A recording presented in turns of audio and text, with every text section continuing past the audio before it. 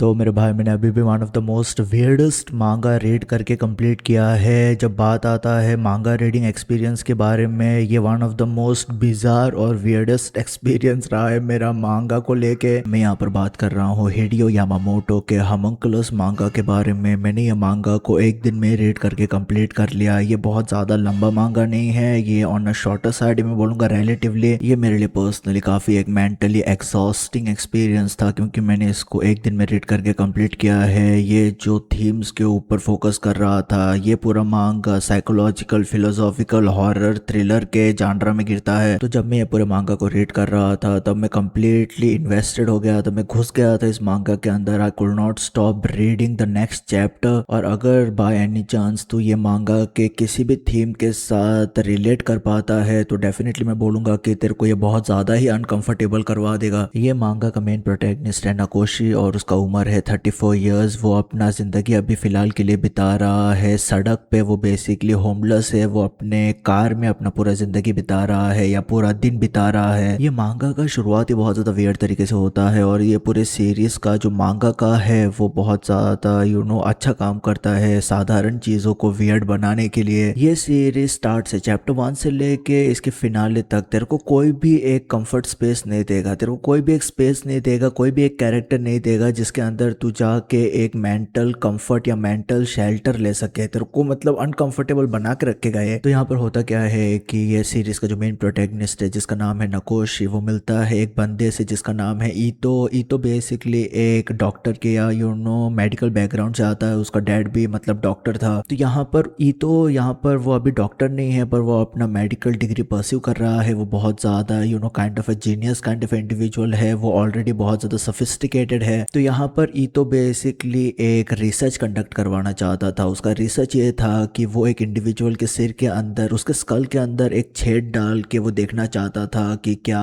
वो इंडिविजुअल के पास, जिसके अंदर वो मतलब ये स्कल के अंदर छेद डाल रहा है, उसके पास कोई मतलब एक्स्ट्रा ऑर्डिनरी एबिलिटीज आता है, कोई मतलब उसको एनलाइटनमेंट मिलता है, मतलब वो उसका इफेक्ट देखना चाहता था। तो ईतो अप्रोच करता है नाकोशी को इसी एक्सपेरिमेंटेशन के मामले में। इनिशियली नाकोशी मना कर देता है, नकार देता है, पर क्योंकि हम देखते हैं कि नाकोशी होमलेस था और उसके पास पैसा नहीं था, और एक चीज जो मतलब वो हमेशा मतलब करता था डेली ऑन रेगुलर बेसिस, वो ये था कि वो अपने कार राइड पे जाना पसंद करता था। वो अपने ख्यालों में गुम रहता था। तो क्योंकि उसके पास पैसा नहीं था, नाकोशी के पास पैसा नहीं था, इस वजह से नाकोशी अग्री करता है, पैसों के लिए अग्री करता है वो ये पूरे ईतो के एक्सपेरिमेंटेशन को लेके। अब ईतो नाकोशी के सिर के अंदर छेद डालने के बाद इनिशियली नाकोशी को कुछ भी महसूस नहीं होता है, कुछ भी वो वियर्ड फील नहीं करता है, उसको उसका पैसा मिल जाता है। पर हम देखते हैं कि नाकोशी थोड़े टाइम के बाद वो मतलब उसका इफेक्ट महसूस करने लगता है। नाकोशी जब अपना एक आंख जब वो क्लोज करता है तब अपने दूसरे आंख से देख पा रहा था इंसानों में वो मॉन्स्टर्स को देख पा रहा था एक तरीके से, जिसको होमुंकुलस बोलते हैं। मेरे भाई यहाँ से ही साइकोलॉजिकल चूतियापा चालू हो जाता है, क्योंकि ये जो पूरा एक्सपेरिमेंटेशन था, हाँ ईतो ने नाकोशी के सिर के अंदर एक छेद डाल दिया, स्कल के अंदर एक छेद डाल दिया है। तो ईतो ने उसको प्रॉमिस किया था कि अप फ्रंट वो सर्जरी होने के बाद उसको वो पैसा देगा, और बाद में 10 दिन का एक्सपेरिमेंटेशन का टाइम रखा था ताकि वो डेटा इकट्ठा कर पाए, ताकि वो अपना बेसिकली इंफॉर्मेशन गैदर कर पाए, जो कुछ भी वो उसका फाइंडिंग है उसको वो काइंड ऑफ रजिस्टर कर पाए। तो ये पूरा जो एक्सपेरिमेंटेशन का 10 दिन का फेज था आफ्टर सर्जरी, यहाँ पर हम लोग ईतो और हमारे भाई नाकोशी के बीच में बहुत ही डीप साइकोलॉजिकल कॉन्वर्जेशन देखे जा रहे थे। अब नाकोशी इस सर्जरी की वजह से जिस किसी भी इंसान के अंदर वो होमुंकुलस को देख पा रहा है, वो मतलब वो जो होमुंकुलस है उस इंसान के अंदर वो रिप्रेजेंट करता है उसका सप्रेस्ड वर्जन ऑफ ट्रामा, जो बेसिकली एस्केप कर चुका है उस इंडिविजुअल के अनकॉन्शियस लेवल पे। और एक यहाँ पर जो एक क्रूशियल एस्पेक्ट है इन होमुंकुलस को लेके, वो ये है कि जिस किसी भी इंसान के होमुंकुलस में हमारा भाई नाकोशी इंटरेस्ट लेता है, वो होमुंकुलस, वो सप्रेस्ड ट्रामा, उस इंडिविजुअल का जो सप्रेस्ड ट्रामा है वो काइंड ऑफ रिफ्लेक्शन भी है नाकोशी के सप्रेस्ड ट्रामा में। तो एक तरीके से नाकोशी अपना रिफ्लेक्शन देख रहा है, जिस किसी भी इंडिविजुअल के होमुंकुलस में वो इंटरेस्टेड रहता है उसमें वो अपना रिफ्लेक्शन देख रहा है, और उसका भी जो सप्रेस्ड ट्रामा है मतलब वो हर एक इंडिविजुअल को एक्सप्लोर करने के वजह से उसका भी कैरेक्टर काइंड ऑफ खुल रहा है, जो काइंड ऑफ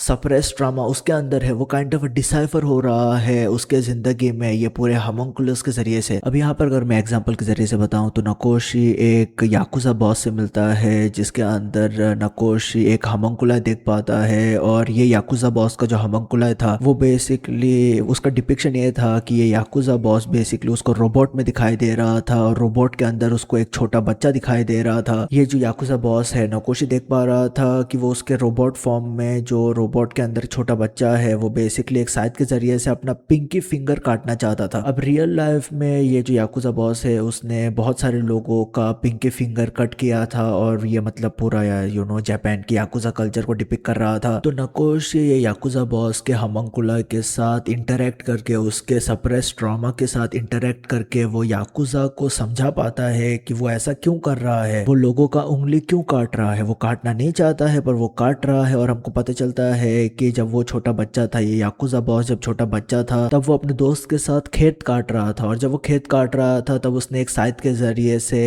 अपने बेस्ट फ्रेंड का पिंकी उंगली जो है, जो पिंकी फिंगर है, उसको कट कर दिया था। वो करना नहीं चाहता था, पर वो कट करने के बाद जब वो छोटा बच्चा था तो वो भाग लेता है। वो मतलब बेसिकली उसको कन्फ्रंट नहीं कर पाता है, वो भाग जाता है। तो वही गिल्ट में वो जिए जा रहा था। तो क्योंकि जब वो छोटा बच्चा था तब उसने अपने दोस्त का उंगली काट दिया था, तो जब वो छोटा बच्चा था तब वो अपना भी उंगली काटना चाहता था। बेसिकली जो उसने अपने दोस्त के ऊपर डैमेज दिया वो अपने ऊपर डैमेज देना चाहता था। और हम देख रहे थे कि याकुजा बॉस के पिंकी फिंगर के ऊपर बहुत सारे कट्स भी थे। तो इवेंचुअली ये पूरे ऑर्डियल में नकोशी जब इंटरेक्ट करता है ये याकुजा बॉस के पूरे होमुंकुलस के साथ, और हम देखते हैं कि होता क्या है कि याकुजा बॉस रिकॉग्नाइज करता है उसका सप्रेस ट्रॉमा, और हम देखते हैं कि याकुजा बॉस हमारे भाई नकोशी के जरिए से नकोशी असिस्ट करवाता है याकुजा बॉस को। याकुजा बॉस अपना पिंकी फिंगर कट करके वो बेसिकली क्विट कर देता है, पूरा याकुजा बिजनेस को ही वो क्विट कर देता है, और वो काइंड ऑफ हमको एट ईज दिखाई दे रहा था। तो यहाँ पर हुआ ये कि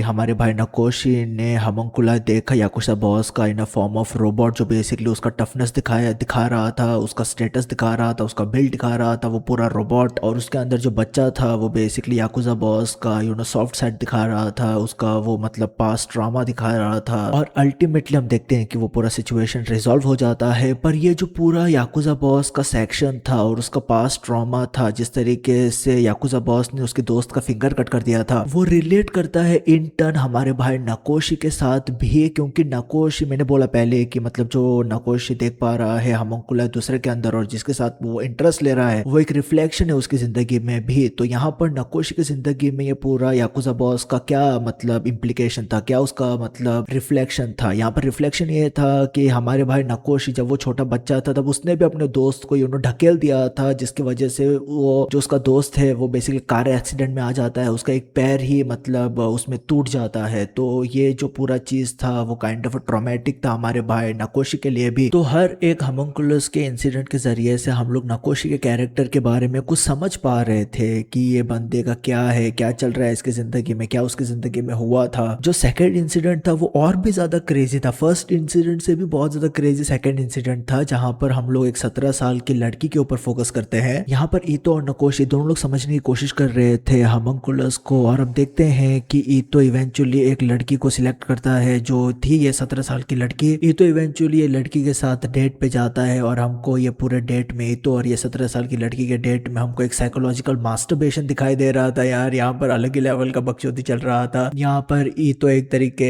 से ये 17 साल की लड़की को डिसाफर करने की कोशिश कर रहा था, और ये 17 साल की लड़की भी बहुत ज्यादा होशियार थी, वो भी काइंड ऑफ हिट बैक कर रही थी कई सारे मैनिपुलेशन टैक्टिक्स के जरिए से। पर हमको इवेंचुअली नकोशी जो 17 साल की लड़की है उसके होमुंकुला के जरिए से हमको पता चलता है कि ये लड़की के पेरेंट्स बहुत ज्यादा स्ट्रिक्ट थे। ये लड़की के पेरेंट्स उसके हर जिंदगी के एस्पेक्ट के ऊपर कंट्रोल कर रहे थे। पेरेंट्स बहुत ज्यादा स्ट्रिक्ट और कंट्रोलिंग थे, और वो काइंड ऑफ सफोकेटेड महसूस कर रही थी। तो ये जो 17 साल की लड़की है वो बेसिकली रिबेल कर रही थी अपने सेक्सुअलिटी के जरिए से, क्योंकि उसके शरीर के ऊपर बेसिकली उसका कंट्रोल था। तो वो काइंड ऑफ डिफायंस या रिबेलियन दिखाना चाहती थी अपने पेरेंट्स को अपने सेक्सुअलिटी के जरिए से। वो बेसिकली वर्जिन थी तो वो बेसिकली सेक्स करना चाहती थी, ठीक है, as a defiance to her parents और something like that. That right. तो हम देखते हैं इवेंचुअली कि ये हमारा जो भाई है नकोशी वो बेसिकली सेक्स करता है ये लड़की के साथ। अब जब नकोशी सेक्स कर रहा था ये लड़की के साथ तब वो कुछ भी महसूस नहीं कर पा रहा था, और हमको पता चलता है कि ऐसा क्यों है, क्योंकि जब नकोशी मतलब एम्प्लॉयड था, जब वो काम कर रहा था, तब नकोशी एक्चुअल में एक बहुत ही बड़े बैंक के साथ काम कर रहा था, बहुत ही एक बड़े फॉरेन बैंक के साथ काम कर रहा था। तो वो अपने पैसों के जरिए से बहुत सारे लड़कियों के साथ सेक्स करता है, और वो सब सारे जो सेक्सुअल एनकाउंटर्स थे उसमें हमारा भाई नकोशी कुछ भी महसूस नहीं कर पा रहा था। वो बहुत ज्यादा शैलो था, बहुत ज्यादा सरफेस लेवल था, बहुत ज्यादा हॉलो था। तो नकोशी जब ये 17 साल की लड़की के साथ सेक्स कर रहा था तब वो रियलाइज करता है, तब हमको पता चलता है इसके बारे में कि नकोशी अपने मतलब टीनेज ईयर्स में बहुत ज्यादा अगली था, लोग उसको देखते भी नहीं थे, वो अपना सिर झुका के हमेशा चलता था, वो मतलब किसी के साथ आई कांटेक्ट भी नहीं करता था, उसने अपना पूरा समय पढ़ाई में डाल दिया था। तो आगे चलते हुए नकोशी काइंड ऑफ प्लास्टिक सर्जरी करता है अपने फेस के ऊपर, क्योंकि वो अच्छा दिखना चाहता था, वो लोगों का अटेंशन पाना चाहता था। तो प्लास्टिक सर्जरी करने के बाद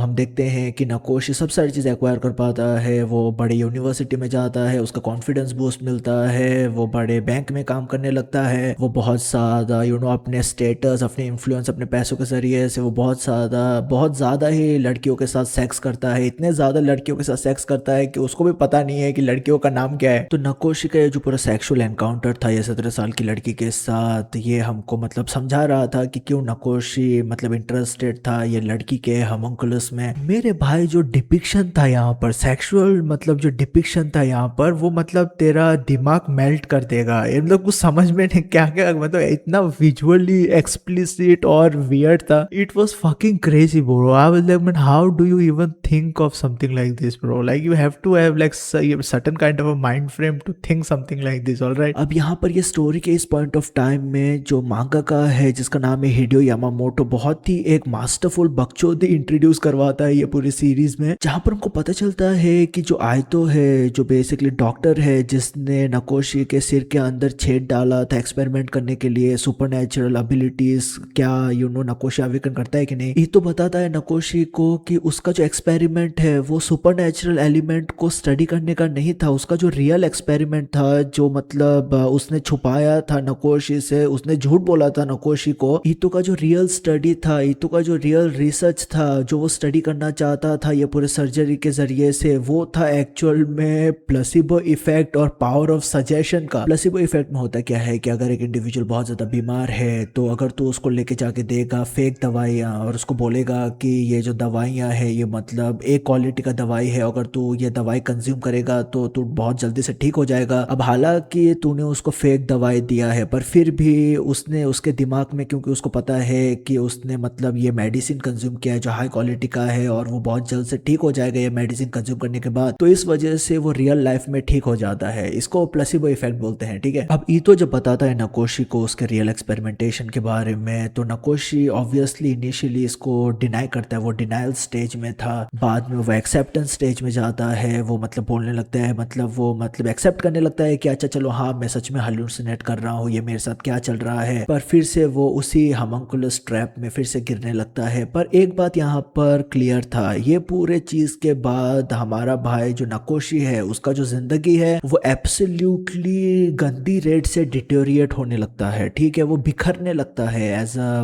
बंदा, एज अ इंसान वो बिखरने लगता है। अब नकोशी ये पूरा placebo effect, power of suggestion के बारे में, ये पूरे चूतिया बाग के बारे में रियलाइजेशन करने के बाद हम देख रहे थे कि एक टाइम आता है जहां पर नकोशी मतलब होमोन्कुलस को नहीं देख पा रहा था, वो जब अपना आइज क्लोज करता है, एक आंख से देखने की कोशिश कर रहा था, तब वो मतलब वो कुछ भी नहीं देख पा रहा था। तो ऐसा लग रहा था एक टाइम पे कि ये जो पूरा प्रॉब्लम था वो काइंड ऑफ फेड अवे हो गया था, पर क्योंकि नकोशी मतलब इतना यूज टू हो गया था इन होमोन्कुलस को देख के, क्योंकि ये होमोन्कुलस एक तरीके से नकोशी को उसको समझने के लिए मतलब उसको असिस्ट कर रहे थे। तो हम देखते हैं कि हमारा भाई नकोशी अपने सिर में और एक छेद डाल देता है, बाद में वो मतलब ऑब्सेस करने लगता है कि उसके सिर में जो छेद है वो और भी ज्यादा बड़ा होना चाहिए, क्योंकि वो मतलब होमोन्कुलस को फिर से देखना चाहता था। मेरे भाई मेरे को जेन्युइनली नकोशी का पूरा स्थिति देख के बहुत ज्यादा बुरा लग रहा था, मुझे दया आ रहा था उसके ऊपर। नकोशी हालांकि वो फिर से होमोन्कुलस को देख पाता है, हम देखते हैं कि वो ईतो के अंदर होमोन्कुलस को देख पा रहा था, ईतो के जरिए से, ईतो के होमोन्कुलस के जरिए से उसके बारे में उसको कुछ पता चलता है। आगे चलते हुए वो एक प्रोस्टिट्यूट के अंदर होमोन्कुलस देखने की कोशिश कर रहा था, वो मतलब एक लड़की को देखने की कोशिश कर रहा था, उस प्रोस्टिट्यूट में जिसको वो मिला था अपने टीनेज ईयर्स में, वो भी अगली थी, पर वो उसकी मतलब पहली सेक्सुअल एनकाउंटर थी, उसके साथ उसने सेक्स किया था। तो यहाँ पर नकोशी इस प्रोस्टिट्यूट के अंदर अपने ओल्ड फ्रेंड को ढूंढने की कोशिश कर रहा था, बार बार वो इसी के ऊपर इंसिस्ट कर रहा था। और हम देखते भी हैं कि यहाँ पर एक टाइम पे ऐसा आता है कि नकोशी इस प्रोस्टिट्यूट में अपने आप को देख पाता है, और बाद में ऐसा होता है कि वो अपने आप के साथ सेक्स करता है, क्योंकि जब वो ये प्रोस्टिट्यूट के साथ सेक्स कर रहा था तब मतलब ये प्रोस्टिट्यूट का फेस था, उसमें वो अपने आप को देख रहा था और वो अपने आप के साथ सेक्स कर रहा था। ये मतलब एब्सोल्युटली वियर्ड था, ठीक है। पर ये जो जो रिप्रेजेंट कर रहा था वो ये था कि नकोशी एब्सोल्युटली डीप एंड पे चला गया है, क्योंकि अल्टीमेटली होता क्या है कि नकोशी सब सारे लोगों में अपने आप को देखने लगता है। इन अ सेंस कि ये जो रिप्रेजेंट कर रहा था, वो मेरे लिए पर्सनली ये जो रिप्रेजेंट कर रहा था वो ये है कि जो कोई भी होमुंकुलस के साथ नकोशी ने एनकाउंटर किया था, वो सब सारे एनकाउंटर से नकोशी को पता चल गया था अपने बारे में। It was time to basically move on, you know, have new experience. It was time to basically leave this everything behind and move on. पर वो मूव ऑन कर ही नहीं पाया मेरे भाई। वो अपने सिर में, नकोशी अपने सिर में 3-4 और छेद डाल देता है होमुंकुलस को देखने के चक्कर में। मतलब he just lost it man, he just like you know completely he just lost it. Nakoshi का कैरेक्टर काफी इंटरेस्टिंग है, क्योंकि जब वो छोटा बच्चा था तब वो बहुत ज्यादा अगली था। उसके टीनेज ईयर्स में किसी ने उसको भाव नहीं दिया, वो प्लास्टिक सर्जरी करता है, उसको कॉन्फिडेंस मिलता है, वो पढ़ाई अच्छा करता है, बड़ा कॉर्पोरेट लाइफ में वो ज्वाइन करता है, बड़े बैंक को ज्वाइन करता है, बड़े पैसे में वो इंडल्ज करता है, बहुत ही हाई क्लास लड़कियों के साथ सेक्स करता है, वो सब सारी चीजें करता है वो, ठीक है। वो मतलब हम देखते हैं कि वो पूरे उस जिंदगी में इंडल्ज करता है, पर वो पूरा जो हाई लाइफ जिंदगी था, हाई स्काई लाइफ जिंदगी था, वो मतलब वो बहुत ज्यादा उसको हॉलो महसूस होने लगा। तो उसने क्या किया, नकोशी ने क्या किया, नकोशी ने बेसिकली पार्क में गया, जहां पर होमलेस लोग रहते हैं, जिनका पास कोई घर नहीं है, कोई पैसा नहीं है, उसमें वो इंडल्ज करता है। वो अपना जो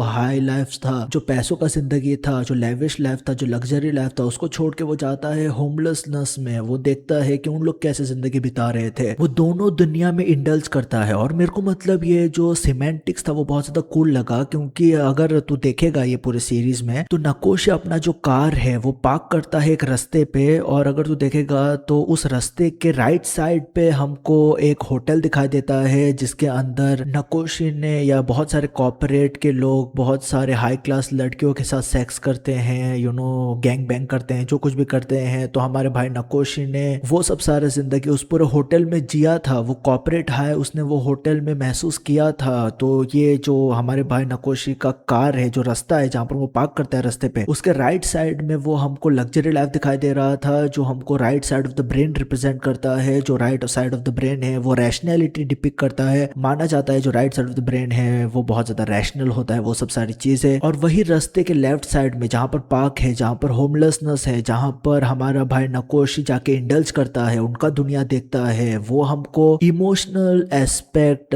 डिपिक्ट करता है। जो हमारा left side of the brain होता है वो इमोशनल होता है, तो नकोशी ने वो भी महसूस किया। नकोशी राइट साइड लेफ्ट साइड दोनों दुनिया में वो जाके इंडल्ज करता है, दोनों दुनिया को वो देखता है, दोनों दुनिया को वो समझता है, पर वो कहाँ पर कंफर्ट महसूस करता है। But the end of the day जो क्वेश्चन है कि वो कहाँ पर कंफर्ट महसूस करता है, वो है उस सड़क के बीच में, उस सड़क में, या यू नो उन दोनों दुनिया के बीच में जो सड़क है जहां पर वो अपना कार पार्क करता है, वहां पर वो अपना कंफर्ट महसूस करता है। तो मतलब अगर हम लोग इसको kind of you know thematically लेते हैं और बोलते हैं कि अच्छा चलो right side of the brain है, left side of the brain है, और वो काइंड ऑफ बीच में है, तो मतलब यू नो हमको क्या पता, मतलब यू नो उसका जो दिमाग है वो हम लोग साइड में रख देंगे, जो रैशनैलिटी है, जो इमोशनल एस्पेक्ट है, उसको हम लोग साइड में रख देंगे। तो बचता क्या है, तो बचता यही है, बचता है एक इंसान का दिल। दिल क्या कहता है, ठीक है, लाइक दिल के पास कोई भी कैपेसिटी नहीं है सोचने के लिए। बट इस वजह से वो मेरे को बहुत ज्यादा कूल लगा, क्योंकि इस पूरे सीरीज के एंडिंग सेक्शन में जो एंडिंग स्ट्रेच था ये पूरे सीरीज का, यू नो चैप्टर्स जो थे एंडिंग सेक्शन का, वहां पर नकोशी क्वाइट डेस्परेटली वो मतलब खोजने की कोशिश कर रहा था कि मेरा दिल कैसा है, क्या मेरा दिल साफ है, क्या मेरा दिल क्या कहता है। वो चाहता था कि जिस तरीके से नकोशी लोगों के यू नो दिमाग में यू नो उनके इमोशंस को देख सकता है, सप्रेस ट्रॉमा को देख सकता है, वैसे वो चाहता था कि कोई एक इंसान उसके दिल के अंदर झांक के देखे कि उसका दिल कैसा है। वो मेरे भाई कभी भी हो नहीं पाया, ठीक है, वो कभी भी हो नहीं पाया। और वो बहुत ज्यादा सैड था कि जो फेट नकोशी का हुआ कि अल्टीमेटली वो अपने दिमाग में 4-5 छेद कर देता है, और वो असेंशियली लिटरली मतलब डाउन टर्न पे चले जाता है, पागल हो जाता है एक तरीके से। There was like when I saw the ending panels of the entire manga, it just felt like the guy was completely dead man. मेरे को ये सीरीज के बारे में जो एक बात बहुत ज्यादा भयानक लगा वो ये था कि ये सीरीज तेरे को ऐसा महसूस करवाएगा, तेरे को ऐसा सोचने में मजबूर करवाएगा कि ये तेरे साथ भी हो सकता है। ऐसा नहीं बोल रहा हूँ कि ये तेरे साथ होगा या नहीं होगा, बट यू नो जो वो एक मियर पॉसिबिलिटी है वो तेरे दिमाग में ये डाल देगा कि ये ऐसा होता है और ये हो सकता है। मेरे को ये सीरीज सच में मतलब काफी हद तक डरा दिया यार उसके नैरेटिव के जरिए से, जो बहुत ज्यादा कूल था मेरे हिसाब से। क्योंकि अगर तू हॉरर के बारे में सोचेगा, ठीक है, हॉरर ऐसा नहीं है कि मतलब तूने जंप स्कैर देख लिया, कुछ भयानक चीज देख लिया, नहीं नहीं नहीं। ट्रू हॉरर ये है कि तू लोगों को डराएगी, हाँ ये तेरे साथ भी हो सकता है। तू मतलब समझ रहा है, मतलब तू ऐसा भी ऐसा मतलब एक तू नैरेटिव डाल दे लोग के दिमाग में कि देख रहा है तू ये जो कुछ भी हुआ है ये मतलब सच में पॉसिबिलिटी है, तेरे साथ हो सकता है, तब मतलब सच में गांड फटती है यार एक बंदे के, ठीक है। और ये मतलब सीरीज कोशिश कर रहा था जानने के लिए कि एक इंसान होने का मतलब क्या होता है। One of the things that it was trying to explore was this. तो मेरे भाई मैं ये सब सारी चीजें बात करना चाहता हूँ यार, मैं मतलब और ज्यादा बात नहीं करना चाहता हूँ यार। मैं मतलब सच में बताऊं तुझको तो ये वीडियो में छोटा 6-7 मिनट का रखना चाहता था, पर मेरे को इतना सब सारी चीजें बोलने का था इस वीडियो में, इस वजह से मैं बड़बड़ते गया यार। अगर तूने रेड नहीं किया है तो डेफिनेटली जाके रेड करना है यार। ये होमुंकुलस मांगा is one of those series man, is one of those series man, इधर यू हेट इट और like it, but it is very exhausting man. I just say that. तो मैं ये सब सारी चीज बात करना चाहता, तो मैं शायद रखे भाई भी, और भी ख्याल रख अपना, पीस में रहो।